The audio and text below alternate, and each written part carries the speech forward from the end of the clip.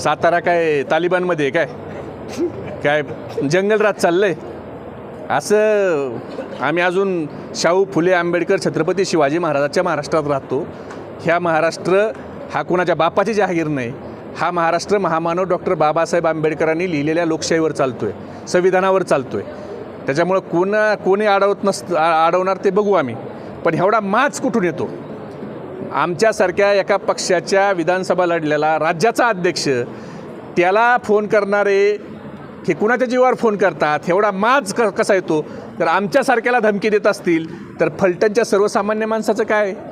अहो, ते आगवणेचं कुटुंब जो विधानसभा लढला आहे आगवणे, आणि त्या आगवणेला 89,000 मतं पडलीत. भाजपाच्या चिन्हावर लढला आहे, आमच्या चिन्हावर नाही लढला. त्याच्या 2 मुलीला आत्महत्या करायची वेळ येते.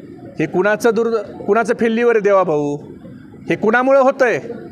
जर त्याच्या 2 मुलीला सुसाईड नोट लिहून आत्महत्या करावं लागते, बिचाऱ्या संपदासारख्या त्यांचं झालं नाही, वाचल्या त्या.